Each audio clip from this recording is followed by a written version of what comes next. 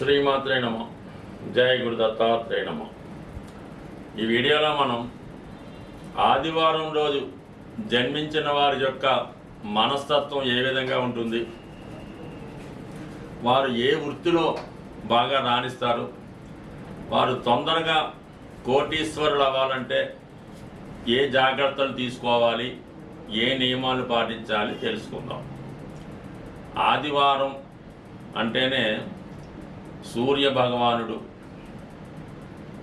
ఈ సూర్య భగవానుడి యొక్క అంశలో ఆదివారం రోజు ఎవరు జన్మించినా వారి జీవితంలో నెంబర్ 1 స్థాయికి ఎదగాలనే ప్రయత్నం జరుగుతూ ఉంటుంది. అంటే సాధారణంగా వీళ్ళు ఒక ఉన్నత స్థాయి కుటుంబంలోనే జన్మించడం జరుగుతూ ఉంటుంది. అంటే వాళ్ళు పెద్దవాళ్ళు జమీందారులు అవ్వచ్చు, ప్రభుత్వ సర్వీస్ చేస్తున్న వాళ్ళు అవ్వచ్చు, లేదంటే ఒక నాయకత్వ లక్షణాలు కలిగి ఉండి అటువంటి కుటుంబంలో వీరు జన్మించడం జరుగుతూ ఉంటుంది. స్వభావసిద్ధంగా వీళ్ళు చిన్నప్పటి నుంచి తల్లిదండ్రులకు వీరు ఎక్కువగా లేటుగా పుట్టడం కానీ లేక పుట్టడం కానీ జరుగుతూ ఉంటుంది ఈ ఆదివారం రోజు.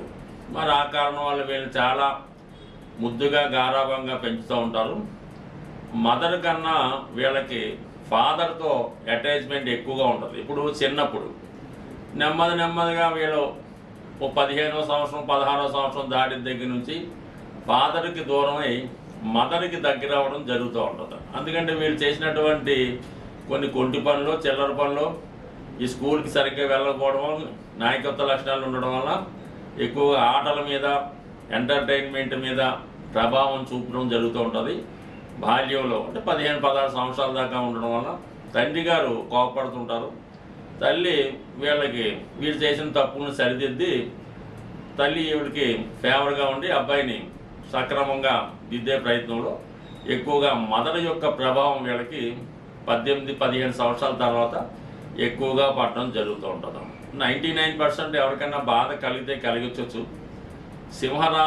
మన ఆదివారం ఎవరైతే జన్మిస్తారో వాళ్ళు అభివృద్ధి చెందాలన్నా, ఎందుకు పనికి రాకుండా ఇబ్బంది పడాలన్నా మదరే ముఖ్యమైన కారణం అవుతుంది. కాబట్టి మరి ఆదివారం ఎవరైతే మీ సంతానం కలిగారో, ఆదివారమే అనుకోవద్దు, సింహరాశిలో జన్మించిన, సింహలగ్నంలో జన్మించిన, 1, 10, 19, 28వ తారీఖులు జన్మించిన వీళ్ళంతా కూడా ఒకే కోవకి చెందిన వారై ఉంటారు.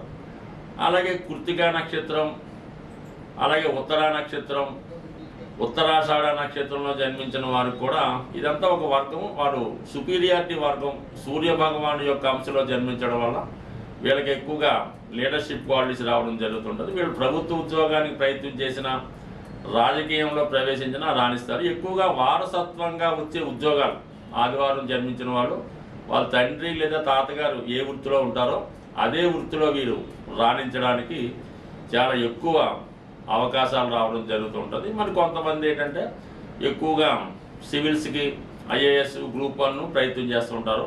అయితే వీళ్ళు చిన్న ఉద్యోగానికన్నా ఎక్కువ పెద్ద ఉద్యోగానికి ప్రయత్నం చేస్తూ చిన్న అవకాశాలని వదిలివేయడం జరుగుతూ ఉంటుంది. అందువలన ఆదివారం పుట్టిన ప్రతివాడు ఐఏఎస్ కాలేడు కాబట్టి వారి జన్మజాతకంలో మిగతా గ్రహాలు కూడా పరిశీలించి వీడి గ్రూప్ 4, గ్రూప్ 2, గ్రూప్ 1 లేదంటే మామూలుగా క్లాస్ 4 అనేది నిర్ణయించుకొని ఆ ప్రకారం వెళ్తే బాగుంటుంది తప్ప ఈ ఆదివారం పుట్టిన వారి యొక్క తల్లిదండ్రులు కూడా మా వాడు సివిల్స్ ప్రిపేర్ అవుతున్నాడండి ఎలాగుంటుందంటే ఏం చెప్తాం, వద్దని చెప్తాడు ఊరుకుంటాడా? అందుకని జాగ్రత్తగా కష్టపడి చదవాలమ్మా అంటాం. కానీ వాళ్ళ వ్యక్తిగతంగా మాత్రం వాళ్ళ జాతకాన్ని అనుసరించి చిన్న స్థాయి నుంచి పైకి వెళ్తేనే వారి యొక్క ఇంప్రూవ్మెంటు పెర్మనెంట్గా ఉంటుంది. ఒకేసారి పైకి వెళ్ళినా కూడా దాని నుంచి కింద పడినట్టు కూడా ఉంటుంది. కాబట్టి ఏదైనా ఏ రంగంలో ఉన్న వీళ్ళు నెంబర్ 1 స్థాయిలోనే ఉంటారు. వీళ్ళకి ఆదివారం కలిసి వస్తుంది. ఏదైనా పని ఆదివారం రోజు రవి హోరలో ప్రారంభిస్తే మంచిది. మరి వీళ్ళ ఆదివారం నియమంగా ఉండాలి.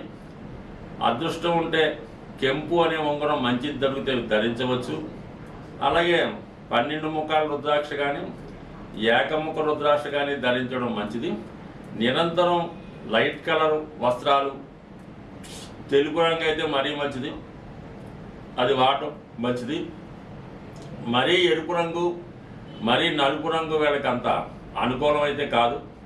ఈ విధంగా సింహరాశి వారికి మరి ఏదైనా నెంబర్ 1 స్థాయిలో ఉంటారు కాబట్టి వివాహం మాత్రం కొద్దిగా ఆలస్యం అవుతూ ఉంటుంది. వివాహం తర్వాతే వీళ్ళ లైఫ్ టర్న్ తీసుకొని చాలా స్వతంత్రంగా ఉండే అవకాశం ఉంటుంది కాబట్టి బట్ ఏదైనా వీళ్ళ జీవితం వీళ్ళ చేతుల్లోనే ఉంటుంది. స్వస్తి.